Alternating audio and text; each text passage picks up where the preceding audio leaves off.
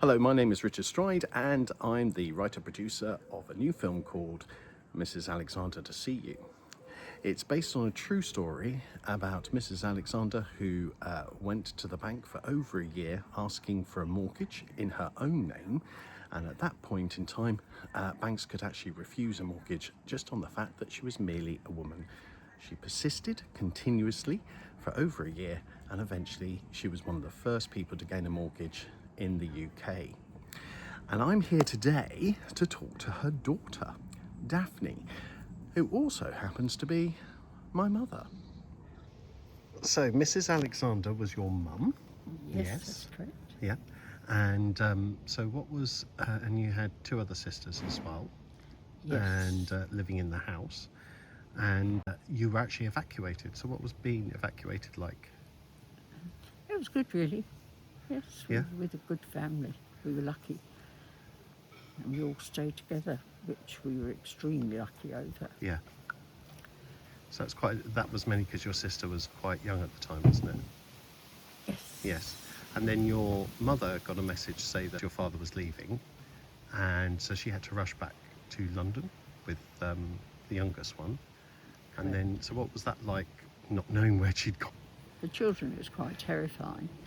And she tried to, be consoled, to say that, that she'll be back soon, but you don't believe it, of course, Yeah. because you can't believe that she's actually gone and left you. So you can't believe anything else. Yeah. And just she comes back, you just don't believe it. You think you've lost her. Yeah. So it was quite devastating. And then when you got back to London, to Carshalton, Yes.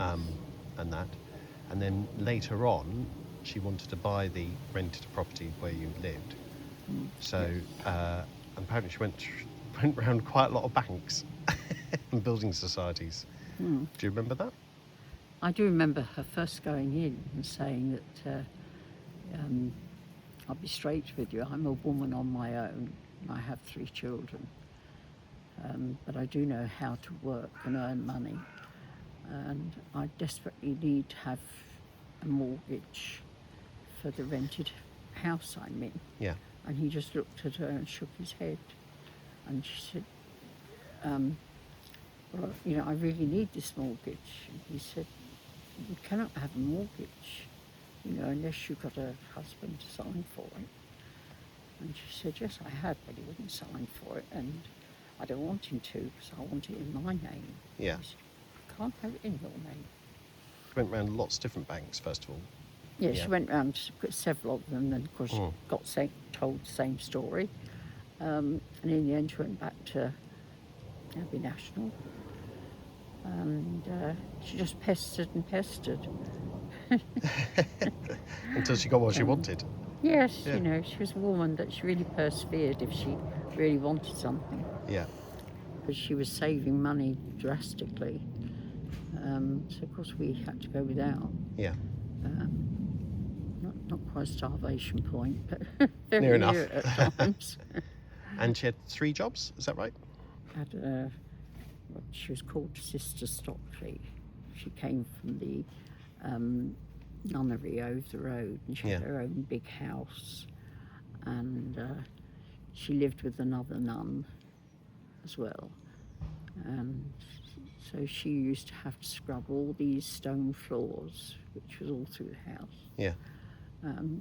Every time she went there, plus doing loads of other work as well. Then she used to work in the bakery, Hamilton's Bakery, serving the bread and cakes.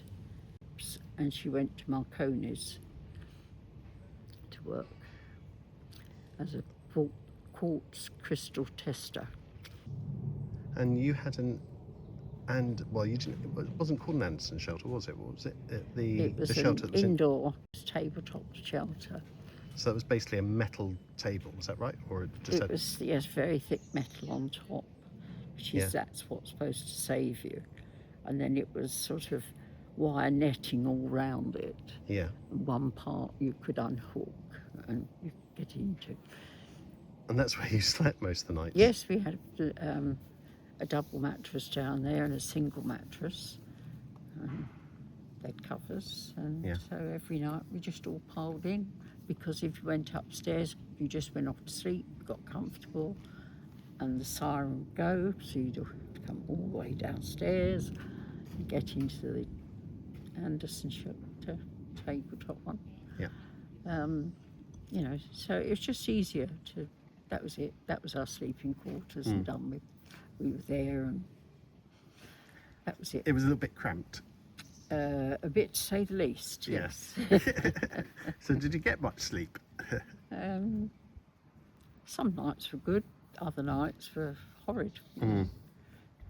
Was that because your sister kept poking you, or? Oh yes, she would poke you, she'd kick you, and because she wanted more room, and then she'd moan she hasn't got any covers over her, you know, so she pulled the whole lot over her. Yeah. Yes, yeah, typical. We used to play table tennis on top of the air raid shelter. It was ideal for putting a net on across and playing table tennis. Brilliant. So that's how we got quite good at table tennis. We were going to see my grandmother, and yes, walking quite nicely down the road, dressed in all our nice things because we're going to see grandma. And I was holding Mother's hand, and then all of a sudden there's this terrific noise. Mother literally picks me up, throws me in the ditch, and then lays on top of me. I thought, what was she trying to do, smother me? Of course, what she was doing, protecting me, because, you know, all down the road, this ACAC bomber had been. They just didn't like you going out wearing nice things. No, that's what it yeah. was. So we got to Grandma's in a mess instead of looking all nice and tidy for her. And what was your grandmother like? I loved her dearly. She was a very fair lady as far as I was concerned. She wouldn't stand any nonsense, but she loved you dearly. And if you behaved yourself, she was a very, very kind, sweet and gentle person. Although she was crippled, she looked after herself best way she could. She used to hire a car with a chauffeur, and then we'd all get in. And then Grandma used to, you know, sit in the back with her hat on and what have you. Typical lady. She was a bit like Queen Mary, the old Queen Mary. And there she would sit there, and then she'd see the neighbour looking out, you know, so she would do literally a royal wave to her. There was a head teacher, Miss Love, who was terribly, terribly old-fashioned. She adored my eldest sister. She decided that I was nothing like my eldest sister. I say thank God, but she didn't. So she didn't like me at all, and she would find fault with everything I did. And on one occasion, she was cruel to me. You had two ladies come and live with you, didn't you? That was the first time Mother ever rented the place upstairs of the house. And I was trying to raise more money for the mortgage. Yes. And the two ladies moved in, and apparently they had a go at you, didn't they? Yes, oh yes. And why was that? Well, they thought I was going upstairs to the toilet just to be nosy, see what they were unpacking and what they weren't. Yeah. Well, I couldn't have cared less what they were unpacking. Didn't really want them there, come to think of it, you know, because we were just better off as a family. It was kids' fault. Yeah. Of course, Mother knew different. And so they said, get down, you know, you've only come up here to be nosy, to see what we've got. And I said, well, I want to go to the toilet. Get downstairs, you're not going anywhere. So when I told my mother was fuming. She said, you know, this happens to be our house and that toilet is shared. They can't stop you children going to the toilet. So that's it, you just go when you want to go.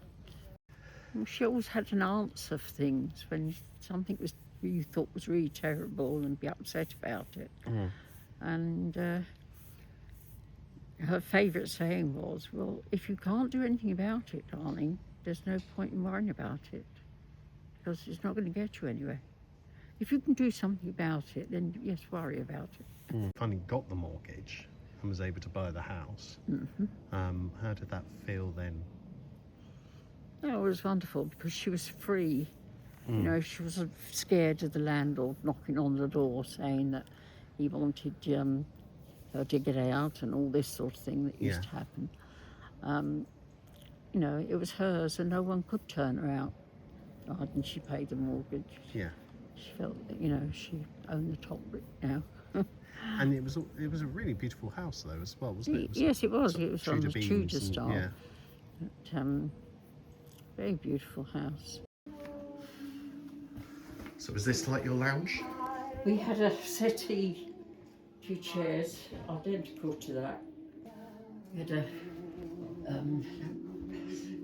lampshade like that. Oh my God. Do you remember Yes, we started off with a cooker like that. this? Mm-hmm. Yes. When was that? Well, in the war years and Yeah. when we first moved there. Our sink was open, we just had a curtain across, we didn't have a cupboard underneath. Yeah, Mother's bedroom was sort of like this. Had a wicker chair, dressing table like that. Do you know, I remember the wicker chair. Didn't she paint it Yeah, white? she Yeah. kept that all on around the bungalow. This would have been like our bedroom.